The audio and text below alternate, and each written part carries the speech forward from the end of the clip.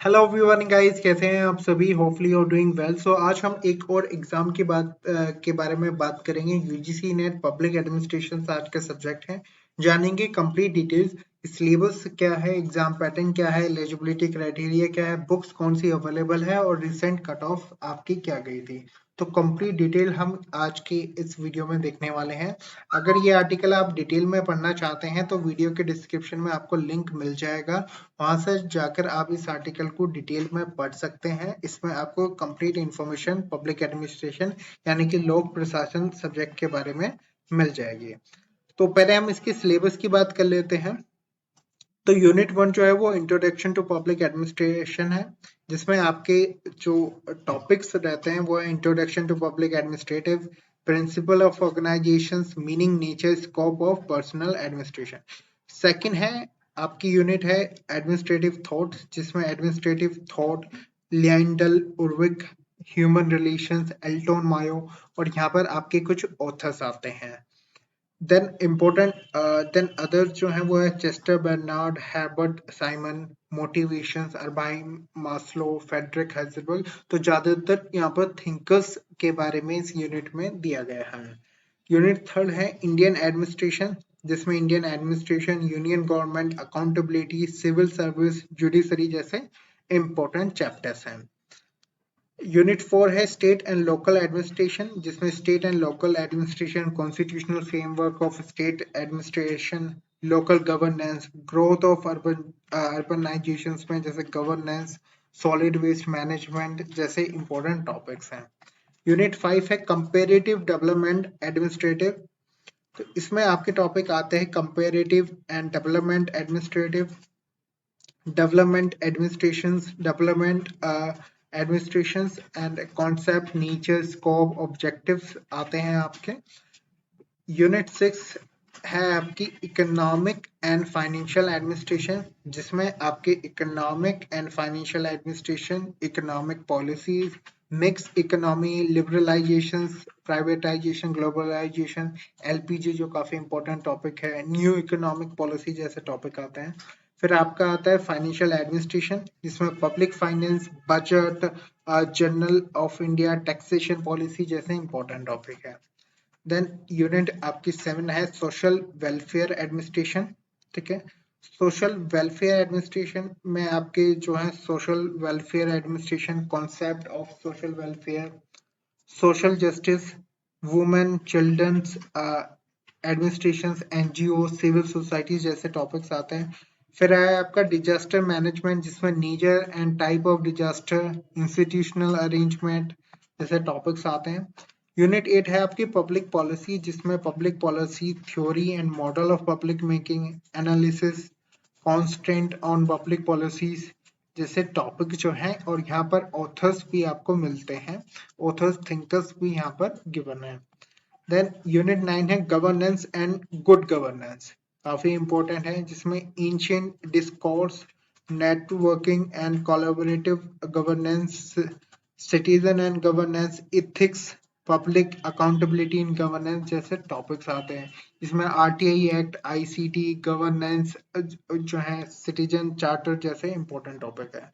Unit 10 आपकी research से related है, जिसके टॉपिक्स आपको पेपर 1 में भी आपकी यूनिट 2 में देखने को मिल जाते हैं। इसमें रिसर्च मेथोडोलॉजी है, सोशल साइंस रिसर्च जैसे टॉपिक्स हैं, इसमें hypothesis, validation of hypothesis, report writing जैसे टॉपिक्स हैं। अब सिलेबस हिंदी की बात करें तो सेम ही सिलेबस है आपका हिंदी एंड इंग्लिश दोनों के लिए। तो यूनिट 1 जो है वो है लोक प्रशासन का परिचय, जिसमें लोक प्रशासन का परिचय, संगठन के सिद्धांत, क्रमिक प्रशासन का अर्थ, प्रकृति और कार्यक्षेत्र। यूनिट 2 है आपके प्रशासनिक विचार, जिसमें आपके लोक प्रशासन, मानवीय संबंध, प्रेरणा, चार्टर जैसे टॉपिक्स है।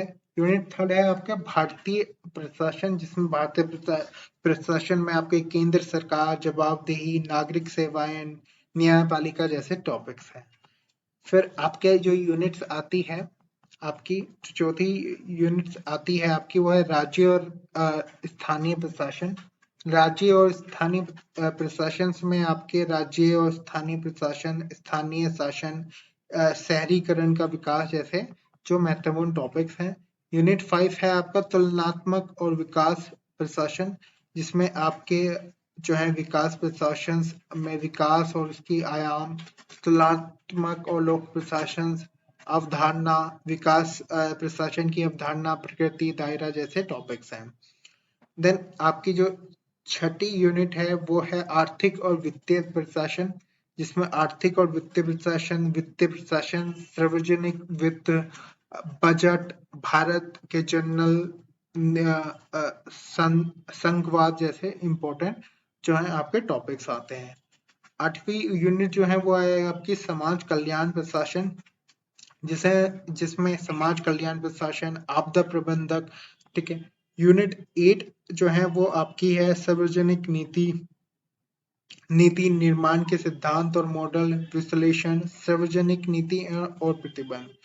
यूनिट जो आपकी 9वीं है वो शासन और सुशासन, जिसमें प्राचीन प्रवचन, नेटवर्किंग और सहयोगितम शासन, नागरिक और शासन जैसे इंपॉर्टेंट टॉपिक्स हैं।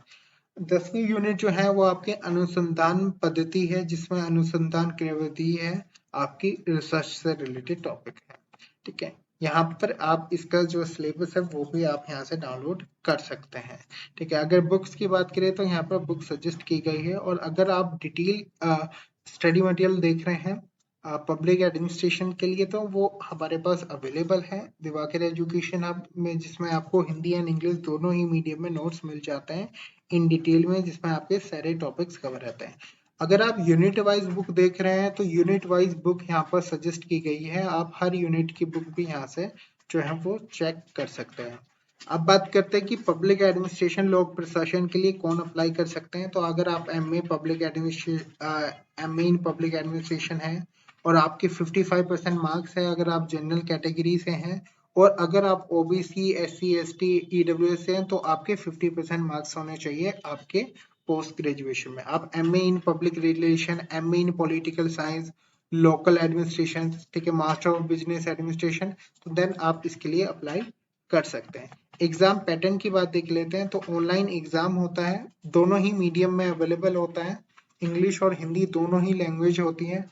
50 क्वेश्चंस आपके पेपर 1 से आते हैं, 100 क्वेश्चन पेपर 2 से आते हैं, और टोटल 300 मार्क्स का पेपर होता है। हर क्वेश्चन के लिए 2 मार्क्स दिए जाते हैं, 200 मार्क्स पब्लिक एडमिनिस्ट्रेशन में लोक प्रशासन के लिए, और 100 मार्क्स आपके पेपर 1 के होते हैं।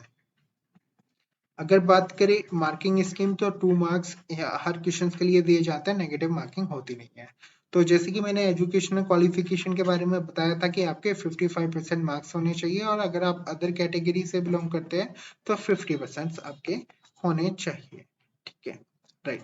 अब हम इसकी कट ऑफ की बात कर लेते हैं, जो कि क्या कट ऑफ गई है, इसकी रिसेंट कट ऑफ की हम जो है वो बात कर लेते हैं।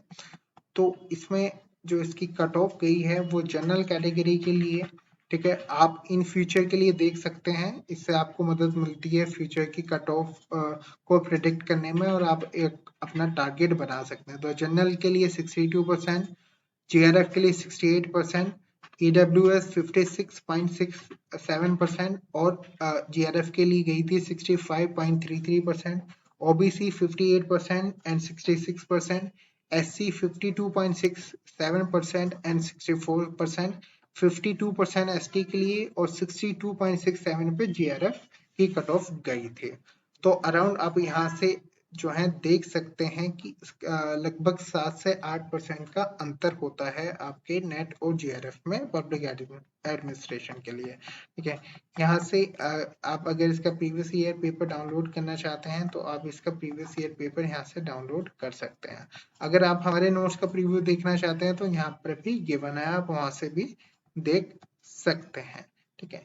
इसके अलावा आपको अगर टिप्स यहाँ पर चाहिए तो यहाँ पर जो है आपको एक 4 मंथ्स का प्रिपरेशन प्लान भी मिलेगा, जिसे आप यहाँ से जो है चेक कर सकते हैं। इसके अलावा अगर आपकी कोई भी इंक्वायरी है पब्लिक एडमिनिस्ट्रेशन के थ्रू, तो आप जो नीचे डिस्क्रिप्शन में नंबर दिया गया है तो आप हमारे एग्जीक्यूटिव से कॉन्टेक्ट कर सकते हैं। So thank you very much to watch out this video.